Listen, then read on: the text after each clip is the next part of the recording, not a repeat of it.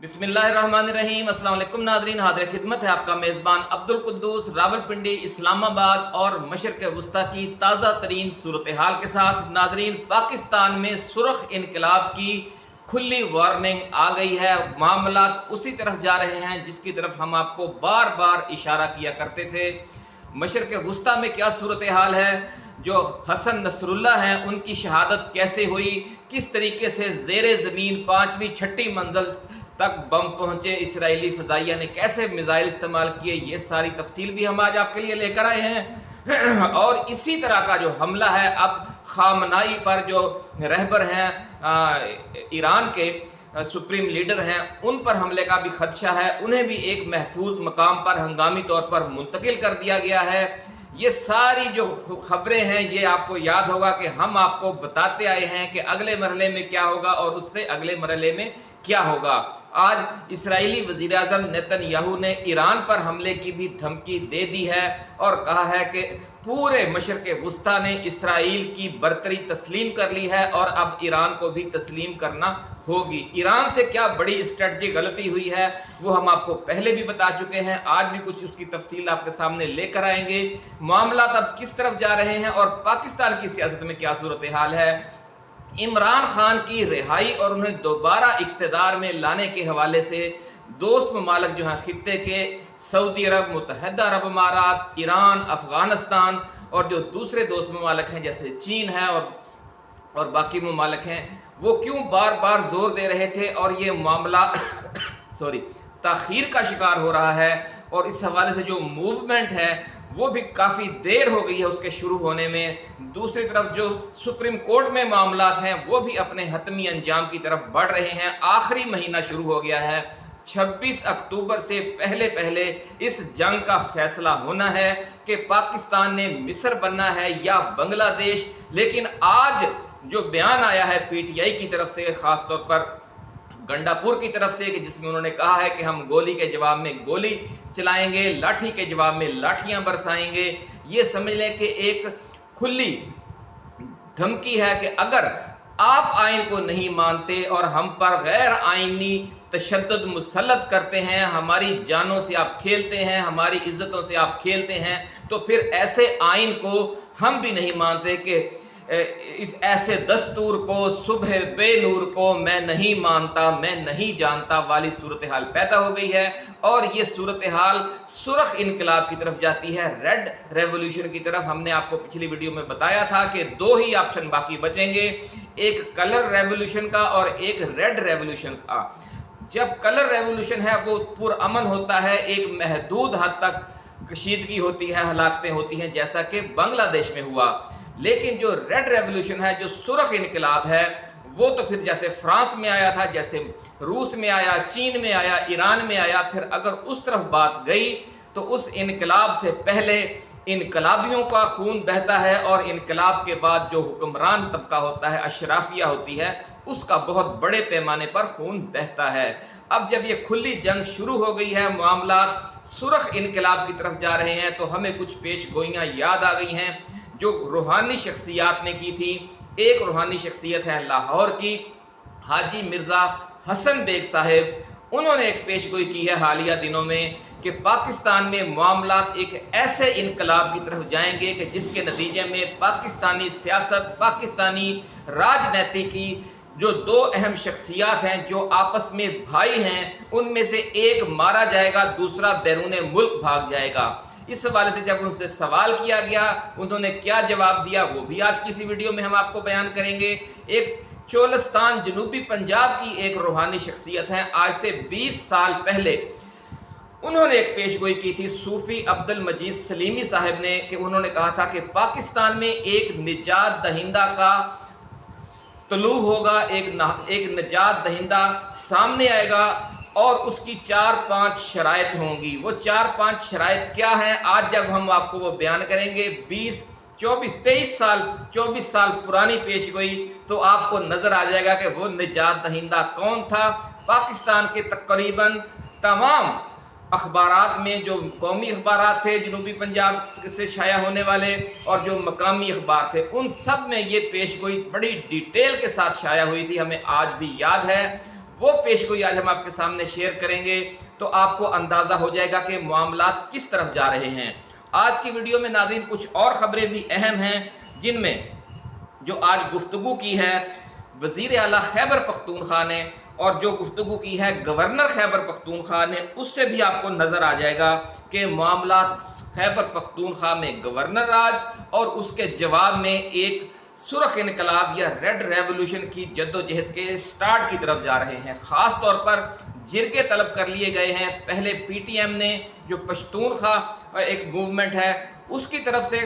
جرگہ طلب کیا جا چکا ہے، شاید 10 یا 11 اکتوبر کو ہے۔ اس کے ساتھ ساتھ آج خیبر پختونخوا کے وزیر اعلیٰ علی امین گنڈا پور نے بھی کہہ دیا ہے کہ جناب پورے صوبے کے ہر ضلع میں جرگے کیے جائیں اور پوری قوم اکٹھی ہو جائے تاکہ اب ایک آخری جنگ لڑی جا سکے۔ اس کے ساتھ ساتھ ناظرین جو کل راول پنڈی میں ہوا اس نے بھی ہماری وہ پیش گوئی سچ ثابت کر دی، وہ جو ہمارا تجزیہ تھا وہ بھی سچ ثابت کر دیا کہ جب مین اسٹریم قیادت گرفتار ہو جائے گی، جیلوں میں چلی جائے گی، روپوش ہو جائے گی، زیر زمین چلی جائے گی، تو جو قیادت ہے وہ یوتھ کے اور اسٹوڈنٹس کے ہاتھوں میں آ جائے گی۔ اور کل اس کا پہلا مظاہرہ آپ کو راول پنڈی میں نظر آ گیا تھا کہ جو یوتھ اور اسٹوڈنٹس ہیں ان کا وزیر اعلیٰ خیبر پختونخوا سے اس بات پر جھگڑا ہو گیا کہ ہم واپس نہیں جائیں گے، یہ روز روز کا ڈرامہ بند کیا جائے کہ جناب ہم باہر نکلیں اور پھر شام کو واپس چلے جائیں، ہم باہر نکلیں ہم پھر شام کو واپس چلے جائیں۔ اب دھرنا دینا پڑے گا۔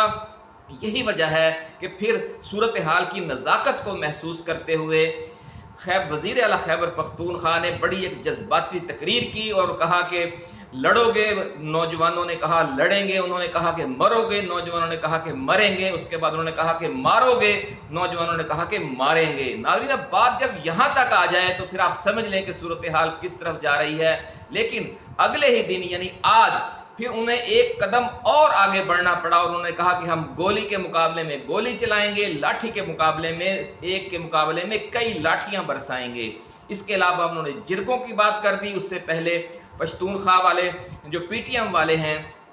انہوں نے پشتون تحفظ موومنٹ والے وہ پہلے ہی جرگے طلب کر چکے ہیں۔ تو پورا جو خیبر پختونخوا ہے ہم پہلے بھی آپ کو بتا چکے ہیں کہ ایک آتش فشاں بنا ہوا ہے۔ لیکن اب یہ غلط فہمی دور کرنے کے لیے کپتان نے اب راول پنڈی میں جلسہ رکھا، انہوں نے لاہور میں جلسہ رکھا، اور اب 2 اکتوبر کو ملتان، فیصل آباد اور میاں والی میں انہوں نے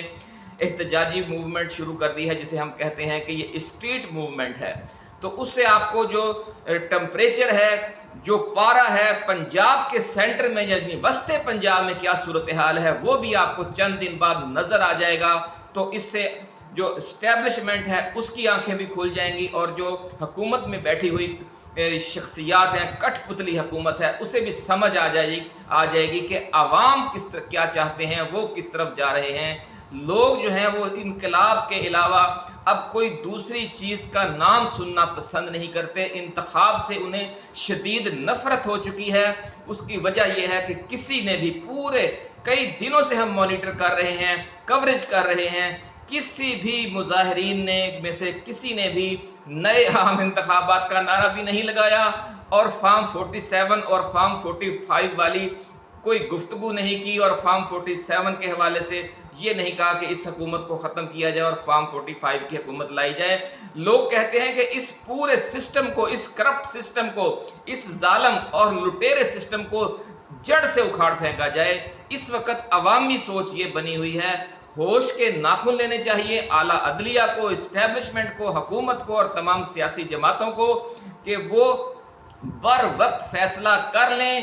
کہیں ایسا نہ ہو کہ عمران خان تو کلر ریولوشن کی طرف یعنی انقلاب رنگین کی طرف جانا چاہے، لیکن جب حکومت سختی کرے تو معاملات پھر عمران خان کے اور قیادت کے ہاتھوں سے بھی نکل جائیں اور ملک پھر ریڈ ریولوشن یعنی سرخ انقلاب کی طرف چل پڑے۔ آغاز اس کا ہو چکا ہے۔ یہ ساری ایکسکلوسیو تفصیل آج ہم آپ کے ساتھ شیئر کریں گے، لیکن اس سے پہلے ہم اپنے نئے آنے والے دوستوں سے یہ گزارش کرنا چاہتے ہیں کہ وہ اپنے اس چینل کو سبسکرائب کر کے بیل آئیکن ضرور دبا دیں تاکہ ہماری نئی آنے والی ایسی ہی ایکسکلوسیو ویڈیوز آپ کو بر وقت ملتی رہیں اور کوئی اہم ویڈیو آپ کی نظروں میں آنے سے رہ نہ جائے۔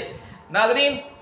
چولستان کا علاقہ ہے ضلع رحیم یار خان، اس کا ہے ایک چولستانی گاؤں ہے جو چولستان کے دامن میں واقع ہے، چک نمبر 127 اس کی اس میں رہائش رکھتی ہے ایک بزرگ روحانی شخصیت جو ماہر علم نجوم بھی ہیں، ماہر علم العادات بھی ہیں اور دست شناسی کے بھی بہت بڑے ماہر ہیں۔ انہوں نے آج سے 20 سال پہلے رحیم یار خان شہر میں ایک پریس کانفرنس کرتے ہوئے کہا تھا کہ جلد پاکستان میں ایک نجات دہندہ کا ظہور ہوگا، پوری قوم اس پر جان چھڑکتی ہوگی اور وہ پاکستان میں ایک انقلاب لائے گا۔ صحافیوں نے سوال کیا کہ جناب وہ انقلاب کس طرح وہ الیکشن لڑ کر آئے گا؟ انہوں نے کہا کہ وہ الیکشن لڑ کر نہ بھی آئے لیکن وہ اسی طرح سے ہوگا کہ وہ عوام کی اکثریت کا نمائندہ ہوگا اور عوام کی اکثریت اس پر جان چھڑکتی ہوگی۔ کچھ اس کی انہوں نے نجات دہندہ کی اور نشانیاں بھی بتائیں، ان میں سے ایک نشانی یہ تھی کہ اس کا جو تعلق ہے بنیادی طور پر وہ ملک کے مشرقی حصے سے ہوگا لیکن اس کا ظہور ملک کے مغربی حصے سے ہوگا۔ ناظرین بہت ہم نے جب اس پیشگوئی کو یاد کرتے ہیں اور جس طرح سے پی ٹی آئی آگے بڑھی ہے اور معاملات یہاں تک پہنچ گئے ہیں، ہمیں حیرت ہوتی ہے کہ اللہ والے 25 سال پہلے آنے والے حالات کو کیسے دیکھ لیتے ہیں۔ شاعر مشرق حضرت علامہ اقبال رحمۃ اللہ علیہ کا بڑا مشہور شعر ہے کہ حادثہ وہ جو بھی پردہ افلاک میں ہے، عکس اس کا میرے آئینہ ادراک میں ہے۔ صوفی عبد المجید سلیمی کی 2000 میں یا 2001 میں کی گئی یہ پیشگوئی ناظرین آپ نے ملاحظہ کی۔ اس کے علاوہ انہوں نے یہ بھی کہا کہ وہ لمبے چوڑے قد کاٹ کا اور ایک جفاکش انسان ہوگا اور وہ فوجی نہیں ہوگا، کیونکہ کسی نے سوال کیا کہ اس وقت آپ کو پتہ ہی ہے کہ سیاستدانوں کے کیا حالات تھے۔ 2000 میں مارشل لا لگا ہوا تھا اور پرویز مشرف اس ٹائم حکومت میں تھے، تو کسی صحافی نے سوال کیا کہ جناب کیا وہ فوجی ہوگا جو ایسا انقلاب لے کر آئے گا اور نجات دہندہ بنے گا؟ تو انہوں نے کہا کہ نہیں، وہ فوجی نہیں ہوگا لیکن وہ جنگجو طبیعت کا مالک ہوگا، یعنی یہ ایک فوجی ذہن رکھنے والا بندہ ہوگا، روایتی سیاستدانوں سے وہ بالکل مختلف ہوگا۔ اور ایک اور انہوں نے بڑی دلچسپ پیشگوئی کی تھی کہ جب اس کا ظہور ہوگا تو اس سے قبل وہ سخت آزمائش سے دوچار ہوگا اور جیلوں میں قید و بند کی صحبتیں بھی برداشت کر رہا ہوگا۔ اب ناظرین لوگ کہیں گے کہ آپ یہ ساری جو عمران خان پر اور پی ٹی آئی پر جو چیزیں ثابت آتی ہیں اس طرح کی آج خود بنا کر پیش کر رہے ہیں، لیکن یقین کریں کہ اس طرح کی یہ جو بھرپور پریس کانفرنس تھی جو جنوبی پنجاب کا میڈیا ہے، خاص طور پر ضلع رحیم یار خان کا میڈیا، انہیں یقیناً یاد ہوگی۔ بڑی ناظرین انہوں نے تفصیلی پیش گوئیاں کی تھی۔ ہاں انہوں نے یہ بھی کہا تھا کہ جب وہ اس کا ظہور ہو جائے گا اور ملک میں بڑی تبدیلی آ جائے گی تو پاکستان ایک خوشحال ملک بن جائے گا اور دنیا کے دوسرے ملکوں سے لوگ ملازمت کے لیے اسی طرح پاکستان آیا کریں گے جس طرح پاکستان سے لوگ دوسرے ممالک کو جاتے ہیں۔ اس کے ساتھ انہوں نے کہا تھا کہ چولستان میں اور ملک کے باقی حصوں میں سے تیل اور گیس کے وسیع ذخائر اس کے پھر دور میں سامنے آئیں گے، وہ بڑے بڑے ڈیم بنائے گا اور اسی کے دور میں گلگت بلتستان سے ہیرے جواہرات اور سونے کی جو کانیں ہیں وہ دریافت ہوں گی اور پاکستان کو وہاں سے بھی بہت بڑے پیمانے پر خوشحالی نصیب ہوگی۔ تو ناظرین کیسی دلچسپ صورتحال ہے کہ عمران خان کا سمجھ لے کہ بنیادی تعلق ملک کے مشرقی حصے سے یعنی لاہور سے ہے، وہ وہاں پر پیدا ہوئے، لیکن پھر جو ان کی سیاست کا جو ظہور ہوا وہ خیبر پختونخوا میں ان کی پہلی بار حکومت بنی۔ پھر انہوں نے اپنا جو گھر ہے وہ بھی مشرق سے مغرب کی سمت یعنی شفٹ کر لیا، یعنی وہ زمان پارک سے بنی گالا چلے گئے اور پھر یہ دیکھیں کہ پورے ملک میں بھی ان کی حکومت بنی لیکن وہ ختم کر دی گئی اور یہ جو انقلاب کی جو اب لہر اٹھ رہی ہے وہ بھی ملک کے مغربی حصے سے، خاص طور پر خیبر پختونخوا،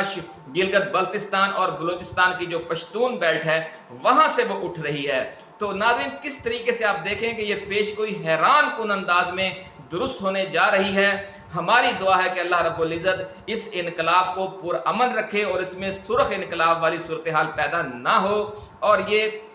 کلر ریولوشن یعنی انقلاب رنگین کی حد تک ہی رہے اور تبدیلی آ جائے۔ دوسری ناظرین اہم پیشگوئی ہے جو لاہور کی بزرگ روحانی شخصیت ہیں، آپ بھی انہیں جانتے ہیں، وہ تو آج کل حاجی مرزا حسن بیگ صاحب۔ انہوں نے 1 ماہ پہلے مختلف جو یوٹیوبرز ہیں ان کے چینلز پر یہ پیش گوئی کی کہ ملک میں ایسی صورتحال پیدا ہونے والی ہے کہ جو سیاست میں موجود دو بڑے بھائی ہیں ان میں سے ایک مارا جائے گا اور دوسرا ملک چھوڑ کر بھاگ جائے گا۔ یہی پیش گوئی، اسی حوالے سے ان سے سوال جو سیاسی لوگ کے چیف ایڈیٹر رہے ہیں، ARY کے بڑے اینکر ہیں چودھری غلام حسین صاحب، ان کا جو یوٹیوب چینل ہے اس پر پھر انہوں نے انٹرویو دیا چند ہفتے پہلے،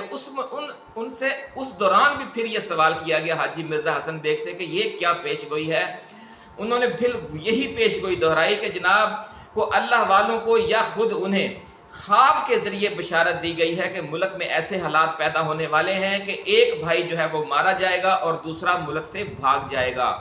تو مظہر برلاس بھی اس پروگرام میں موجود تھے، سینئر صحافی ہیں، وہ بھی یوٹیوبرز ہیں اور کالم نویس بھی ہیں جنگ کے۔ انہوں نے سوال کیا کہ تھوڑی سی اس کی تفصیل بھی بتائیں، تو انہوں نے کہا کہ جناب جتنا میں نے بتا دیا ہے یہ بھی مجھے بتانے کی اجازت نہیں تھی، لیکن پھر بھی میں نے خبردار کر دیا کہ یہ وقت آنے سے پہلے جو ارباب اختیار ہیں وہ سمجھ جائیں، ورنہ اگر معاملات کنٹرول سے باہر ہوئے تو صورتحال پھر اس طرف جائے گی، اور جو اشارے دیے جا رہے ہیں روحانی لوگوں کو پھر اسی طرح صورتحال جائے گی۔ اگلی بات ناظرین اہم یہ ہے کہ جو حسن نصر اللہ کو لبنان میں کہ دارالحکومت بیروت میں نشانہ بنایا گیا ہے، اس کے حوالے سے یہ کہا جا رہا ہے کہ ایسے بنکر بسٹر بم استعمال کیے گئے کہ جو 30 میٹر اندر تک کنکریٹ میں گھس کر پھٹتے ہیں، اور پھر جو F-15 جو ان کے طیارے ہیں انہوں نے اس طریقے سے ایک ہی پوائنٹ کو ٹارگٹ کیا، یعنی اس جگہ کو خاص طور پر اتنی ان کے پاس لوکیشن، ان کی جاسوسی کا نظام اتنا بہترین تھا کہ اس خاص جگہ کو ان کے طیاروں نے ٹارگٹ کیا، اور چند سیکنڈ کے وقفے سے 80 میزائل، 80 بنکر یا 85 کہہ رہے ہیں یا 80 کہہ رہے ہیں، 80 یا 85 بنکر بسٹر بم ایک ہی جگہ پر آ کر لگے جو میزائل تھے۔ تو اس سے ناظرین آپ اندازہ لگا سکتے ہیں کہ وہاں کتنی تباہی پھیلی ہوگی۔ وہاں پر ایک جو جرنیل ہے ایرانی پاسداران انقلاب کا وہ بھی شہید ہوا، ان کی حسن نصر اللہ کی ایک صاحبزادی بھی شہید ہو گئی ہیں، اور یہ صورتحال ہے۔ آپ کو ناظرین یاد ہوگا جو ہمارے پرانے ناظرین ہیں، پرانے ویورز ہیں، کہ ہم نے کہا تھا کہ جب اس پہ حملہ ہوا، حماس پہ غزہ پہ اٹیک جاری تھا، تو اس وقت ہم نے جو اللہ والوں کا حضرت بابا جی داتا دربار والوں کی پیش گوئی، جو لاہور کی بزرگ روحانی شخصیت ہیں، ان کی پیش گوئی آپ کو ہم نے بتائی تھی کہ یہ غزہ تک محدود نہیں رہے گا، پھر اس کے بعد لبنان کی باری آئے گی، اور اس کے بعد ایران کی باری آئے گی، اور پھر یہ پیش گوئی ہم نے دوبارہ یاد بھی دلائی ہے چند روز پہلے، لیکن یہ 2-4 ماہ پرانی پیش گوئی ہے جو ہم نے آپ کو، یعنی یہ 7 اکتوبر کے بعد ہم نے یہ پیش گوئی بابا جی کی آپ تک پہنچائی تھی۔ تو معاملات آپ دیکھ لیں کہ اسی طرف جا رہے ہیں۔ ایران سمجھتا تھا کہ شاید اگر ہم تھوڑا سا نرم رویہ رکھیں گے تو جو ہماری پروکسیز ہیں اور ہم ہیں جو شیعہ پروکسیز ہیں وہ بچ جائیں گی۔ حماس کے بارے میں کہا جاتا ہے کہ وہ چونکہ سنی پروکسی تھی اس لیے اس کا ساتھ نہیں دیا گیا، لیکن اب یہ نظر آ گیا ہے کہ ایران جو ہے اس سے بڑی اسٹریٹجی غلطی ہو گئی ہے۔ اگر جب حماس کے خلاف جنگ شروع ہوئی تھی تو اس کی جو تمام پروکسیز تھی اور وہ خود تھا، سب مل کر اسرائیل پر حملہ آور ہو جاتے تو شاید پھر دنیا بیچ بچاؤ کرانے کے لیے اور جنگ بندی کے لیے درمیان میں آ جاتی، لیکن اس وقت ایران نے اپنی پوری قوت استعمال نہیں کی، اور اسرائیل نے تقسیم کرو اور حکومت کرو کا فارمولہ اپنایا، اور یہ دعویٰ کر دیا کہ جناب 7 اکتوبر کے حملے میں حماس کے ساتھ حزب اللہ یا ایران ملوث نہیں ہیں۔ اس طریقے سے انہوں نے انہیں سمجھ لیں کہ دھوکے میں رکھ کر تیاری کی۔ پہلے انہوں نے غزہ کو ملیا میٹ کیا، اب وہ لبنان پر چڑھ دوڑے ہیں، اور انہوں نے حماس کے جو سربراہ ہیں ان کو ایران میں نشانہ بنایا۔ جو دوست ہماری ویڈیوز باقاعدگی سے دیکھتے ہیں کہ جب حماس کے سربراہ اسماعیل ہنیہ کا قتل ہوا تھا تہران میں، تو اس وقت ہم نے آپ سے کہا تھا کہ ایران کی جو پالیسی بظاہر یہ نظر آ رہی ہے کہ وہ ریٹالیٹ نہیں کرنا چاہتا تاکہ اسے بڑے اسرائیلی حملے کا جواب میں سامنا نہ کرنا پڑے، لیکن جو اسرائیل کی پالیسی ہے جو ہمیں نظر آ رہی ہے، ایک ہم 30-40 سال سے زیادہ ہماری سمجھ لیں کہ جو پریکٹیکل لائف نہیں ہے، جو کہ ہم نے انٹرنیشنل ریلیشنز کو، ڈیفنس اینڈ اسٹریٹجک اسٹڈیز کو اور ایک میڈیا کو سروس دی ہے، اور ریسرچ بیسڈ آرٹیکلز لکھے ہیں اور خبریں بنائی ہیں، اتنی سی یعنی تھوڑی سی جو ہماری بصیرت تھی، ہمیں یہ نظر آ رہا تھا کیونکہ انٹرنیشنل میڈیا کو اور جو بڑے بڑے ریسرچر تھے، جو بڑے بڑے دفاعی ماہرین تھے، وہ یہ کہہ رہے تھے کہ اب ایران کا خاتمہ کیے بغیر اسرائیل کو چین نہیں آئے گا۔ امریکہ اور اسرائیل دونوں اب یہ فیصلہ کر چکے ہیں کہ اب ہم نے ایران کو بھی ملیا میٹ کرنا ہے۔ تو جو پیش گوئی ہے، آپ کو یاد ہوگا کہ اس حوالے سے صوفی عبد المجید سلیمی کی یہ بھی پیش گوئی تھی کہ ایران پر بھی بہت بڑا حملہ ہوگا اور اتنا خوفناک ہوگا کہ دنیا کانپ جائے گی۔ یہ بھی ہم بار بار آپ کو پیش گوئیاں دیتے رہیں۔ آج اسرائیلی وزیر اعظم بنجمن نیتن یاہو نے یہ وارننگ بھی دے دی ہے کہ اب ایران کی باری ہے، ہم نے غزہ کو نیوٹرلائز کر دیا ہے، ہم نے جنوبی لبنان کو نیوٹرلائز کر دیا ہے، اب یعنی سمجھ لیں کہ یوں کہیں کہ ہم نے ایران کے جو ناخن ہیں، جو پنجے ہیں، جو دانت ہیں، وہ نکال دیے ہیں، اب ہم ایران سے نمٹیں گے۔ تو اس صورتحال کی وجہ سے ہنگامی طور پر جو ایران کے رہبر اعلیٰ ہیں، جو سپریم لیڈر ہیں،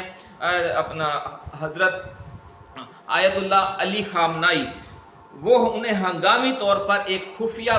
محفوظ مقام تک پہنچا دیا گیا ہے، لیکن جو اسرائیل کی جو تنظیم ہے، جاسوسی انٹیلیجنس ایجنسی موساد، اس نے ایسی کارکردگی ظاہر کی ہے اس پوری جنگ میں کہ وہ دنیا کی نمبر 1 انٹیلیجنس ایجنسی بن گئی ہے۔ اپنے مخالفین کو اس نے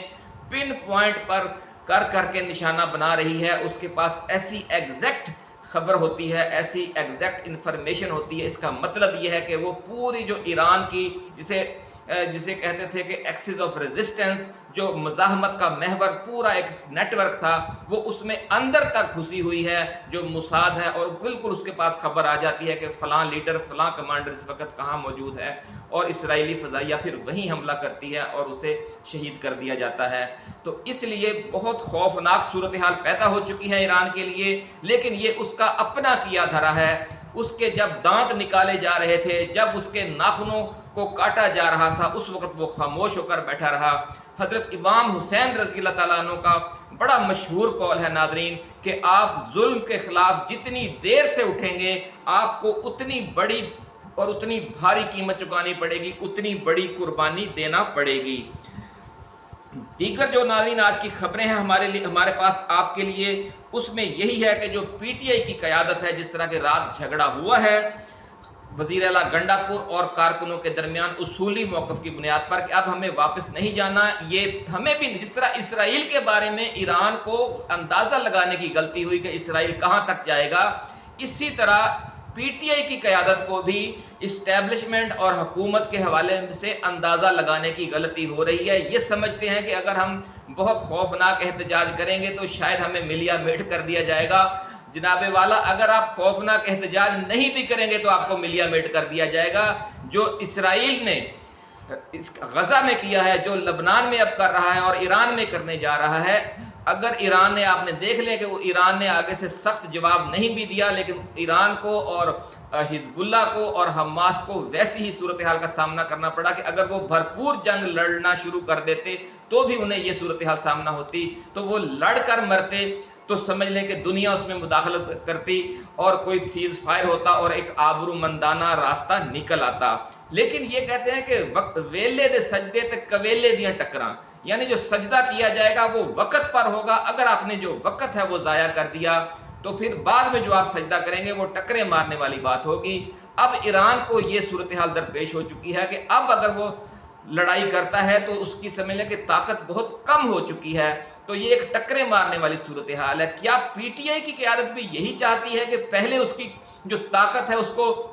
اتنا بھاری نقصان پہنچا دیا جائے کہ پھر وہ بعد میں آخری لڑائی شروع کرے، یا اپنی اس طاقت کے ہوتے ہوئے وہ لڑائی شروع کر دے؟ یہ بڑا اہم سوال ہے، بڑا ٹیکنیکل سوال ہے ناظرین۔ یہ پی ٹی آئی والوں کے لیے ہم یہ سوال چھوڑ کر جا رہے ہیں کہ آپ کیا چاہتے ہیں؟ کیا آپ یہی چاہتے ہیں کہ جس طرح ایران سے بڑی اسٹریٹجی غلطی ہو گئی ہے، آپ سے بھی کوئی بڑی اسٹریٹجی غلطی ہو جائے، یا خدا نخواستہ آپ اس ملک سے مخلص نہیں ہیں، صرف اپنی سیاست کر رہے ہیں؟ پی ٹی آئی کارکنوں میں جو اشتعال ہے وہ ہم نے آپ کو بتا دیا۔ آخری میں ہم آپ کو بتا دیں کہ جو حزب اللہ ہے اس کے نئے ایک قائم مقام سربراہ کا فوری طور پر اعلان کر دیا گیا ہے۔ وہ جو ان کے نائب تھے اس سے قبل جناب حسن نصر اللہ کے نعیم قاسم، وہ انہیں اب سربراہ بنا دیا گیا ہے، لیکن یہ کہا جا رہا ہے کہ جو مستقل سربراہ ہے اس کا حزب اللہ کا، وہ حسن نصراللہ شہید کے جو خالہ زاد بھی ہیں اور داماد بھی ہیں، ہاشم صفی الدین، انہیں بنایا جائے گا۔ جو تھم نیل پر تصویر ہے وہ جناب نعیم قاسم کی ہے۔ جب جو داماد اور کزن ہیں جب انہیں بنایا جائے گا تو ہم ان کی تصویر بھی آپ کے لیے لے کر آئیں گے۔ ناظرین اپنا خیال رکھیے گا اور ملک و قوم کے لیے دعا بھی کیجیے گا کہ صورتحال ناظرین بہت خوفناک ہے، اور ایسی صورتحال میں کوشش کے ساتھ ساتھ دعاؤں کا بھی بڑا اہم کردار ہوتا ہے۔ ہماری دعا ہے کہ پاکستان کے جو راجنیتی میں دو بھائیوں میں سے ایک کے قتل ہو جانے اور دوسرے کے ملک سے بھاگ جانے کی پیشگوئی کی گئی ہے، معاملات وہاں تک نہ جائیں اور صورتحال کا کسی پرامن انداز میں نتیجہ نکل آئے اور نتیجہ خیز ہو جائے، اور پاکستان یا تو فارم 45 اور فارم 47 کا تنازع پرامن ہونے کے انداز میں اس دلدل سے نکل جائے، یا ایک نئے عام انتخابات کروا دیے جائیں۔ اپنا خیال رکھیے گا۔ اللہ حافظ۔ پاکستان زندہ باد۔